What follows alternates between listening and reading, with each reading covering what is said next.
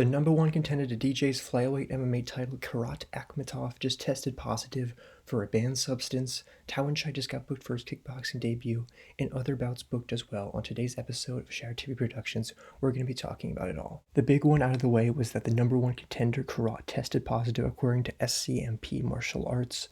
He, of course, just came off of his win over Reese McLaren and was really the next person in line to face Demetrius Johnson for the flyweight title.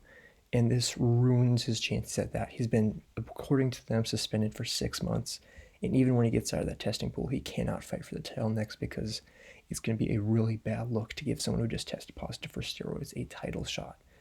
And there really is not anybody else in the division who can really face DJ. Kinghead's the only other person in the top 5 coming off of a win, and it's only one win, and DJ already beat him pretty recently, so he needs at least one more to get it back off of it.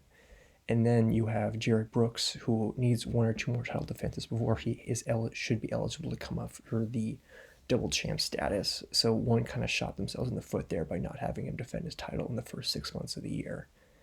And I mean, for Akhmetov, it kind of does prove that those Russians or Tiger Muay Thai in Thailand might be taking some stuff. I mean, a lot of people were theorizing that, and this kind of confirms that it's definitely a possibility that's been going on there. It's been brewing down there. Betzer Barber also tested positive, but she was kind of trash anyway, and she already got released from the promotion. And this really just leaves the question of what to do with the flyweight division. I would say book Hu Young versus Danny Kinghead as soon as possible, because have the winner of that fight for the title, and then have Brooks just be continuously having him booked to defend championships so that he'll be ready to have multiple title defenses and then eventually go up to try and get the double battle status. Because if DJ doesn't really see any new contenders on the rise, he's far more likely to just retire because he probably wants new challenges, and if the next biggest guy someone he's already faced, that's going to be detrimental to him trying to stay and continue to fight. They do have some solid prospects coming up on the Olympiad circuit. There was an undefeated Armenian who competed a few weeks ago. There was an undefeated Kyrgyzstani guy who just got a very impressive win this morning.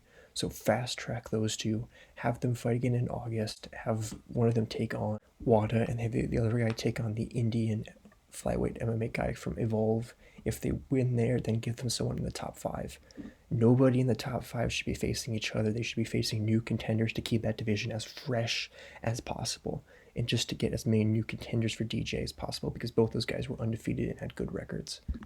As for what to do with DJ, I would say book him against Mikey. Just go through with that fight. It will give Mikey the spotlight and the performance he needs, and it will keep DJ busy in the meantime while we're settling who's going to fight next for the flyweight MMA title. Moving on from that, we have the announcement that Tawanchai will be making his kickboxing debut against Davit.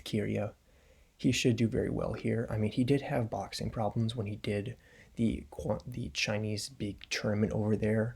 However, he has evolved a lot. I think that he will do good with his distance management. And Kyria is extremely dangerous. He is a former Glory champion, and the way that he knocked out Enrico Kell was absolutely fantastic. However, he does just struggle against that long-distance style point striker such as Tawanchai and Mohamed Boutassa, and unfortunately this is the 3rd guy in a row that he's fought with that against the same style. So he'll probably take a 3rd straight loss here. I do have Tawanchai taking a decision. He's just looked so exceptional as of recent, and I believe that he'll be able to adequately propel Kyria away from him and stay out of danger throughout as the fight progresses. Christina Moraes also got booked against Annie Drusak in an atomweight kickboxing contest. Didn't even know this division still existed. I think this fight confirms that Anissa is not coming back. Very unfortunate. It would be a very terrible look if someone that Anissa absolutely scorched came back and won the world title, because I actually do believe that whoever wins this probably beats Janet, because Janet has not looked very good as of recent, and she's getting a lot older, especially Christina Moraes, because, you know, kickboxing is her denomination. I might actually go with Anna here, because she is just going to be so massive for that division. It's going to be a question of if she can actually make weight, but if she can, I do believe that she's just going to be too big and technically sound for Christina Moraes. And with that, that's the end of my video, guys. Thank you for watching. If you enjoyed, please leave a like and consider subscribing for more content. Leave a comment below sharing your own opinions about what's going to happen. This is Share TV Productions, and I'm out.